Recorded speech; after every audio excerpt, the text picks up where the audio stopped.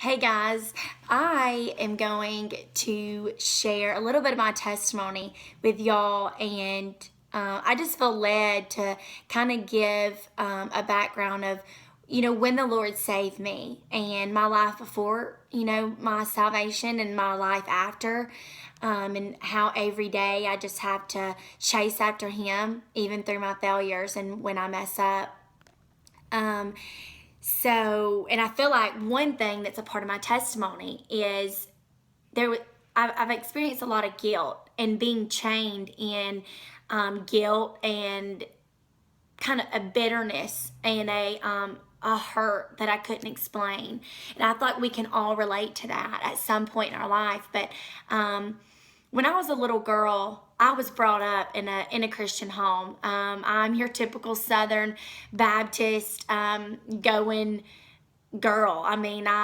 My grandfather was a pastor, and that shaped me as a little girl, hearing him preach. My father was a leader in our home, spiritual leader as well.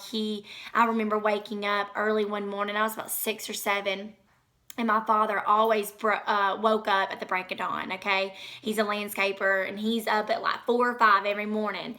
And I just remember one morning getting up as a young girl and seeing him at the kitchen table. And he had his Bible laid out, and he was literally pouring himself into Jesus to start his day. And that shaped me, y'all. That was a light bulb. That was something that clicked.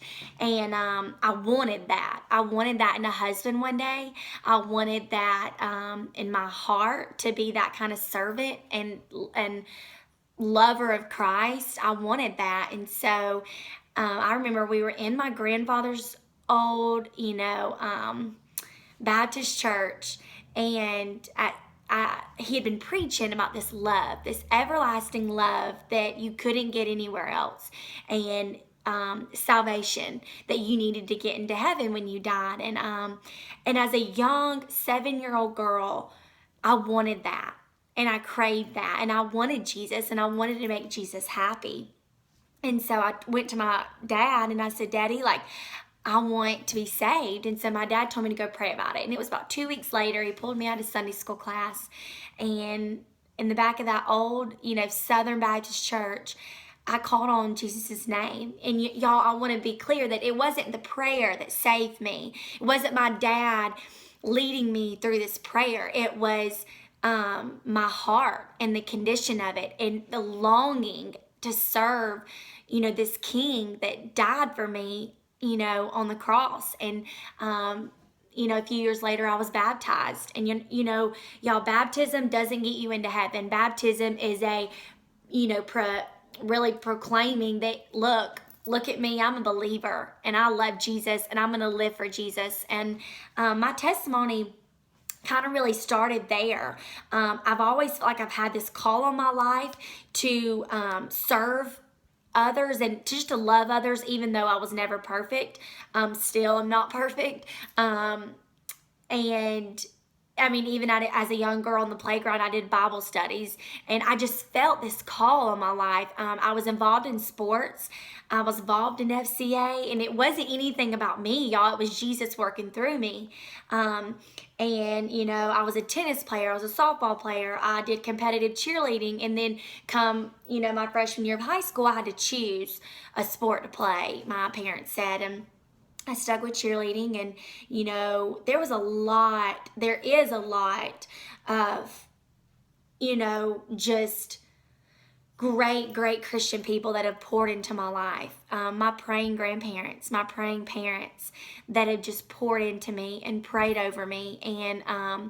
And so in high school, freshman year, I got this boyfriend, and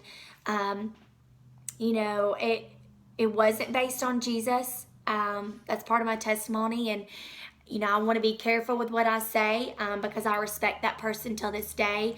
But, long story short, went through high school, dating him. We broke up my senior year, and it wasn't a godly relationship. It wasn't how my father pursued my mother, how my father pursued the family.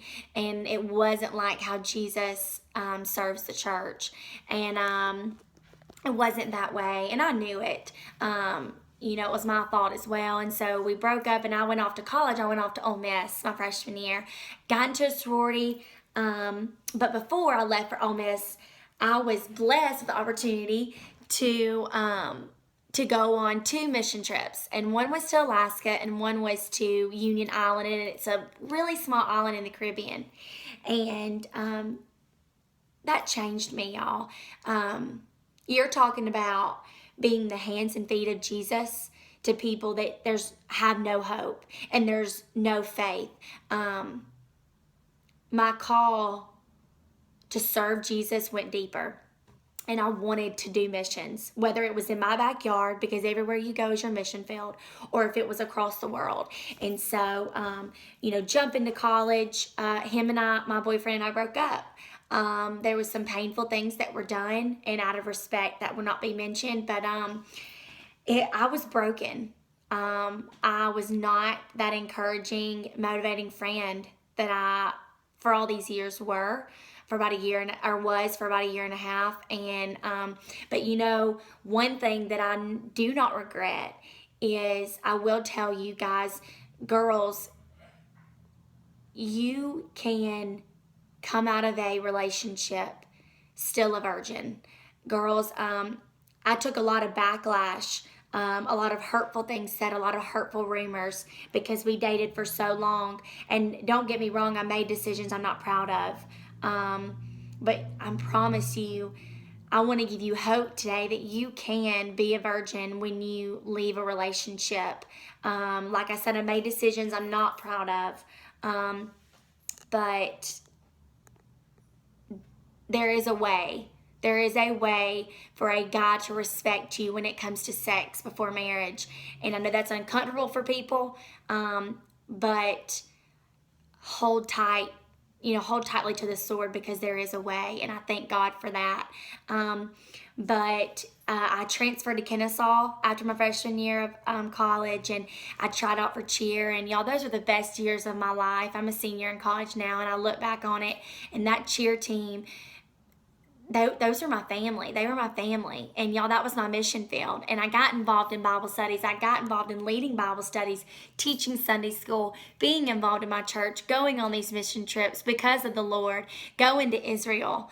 Y'all, God, what I thought was closing doors, He opened doors. Like, I thought it was a bad time in my life, but I'm here to tell you, God can take the most ugly situation, the most hurtful, the most just crazy, dark time in your life, and turn it into the most beautiful testimony. And those chains that you may feel like are holding you down, you may feel like have you in bondage. Girls, ladies, guys, there's freedom in that. God can free you from that. And I'm here to tell you that there is freedom and there is beauty in the pain, and we have to go through that sometimes. But I just want you to know that, ladies, you can be a godly woman and still be loved by people in this world. You're going to have to stand alone at times.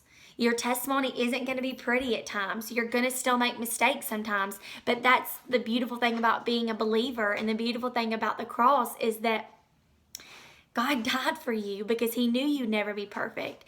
So I want to wrap this up with this quote, and it says, "The disciple that you are is the disciple that you plan to be." And I want to challenge you, be that disciple for Christ. Get on board with Jesus. Run your race for Him, y'all, because it is a beautiful thing. And use your testimony, y'all. Your testimony can be someone else's salvation, and I've always said that.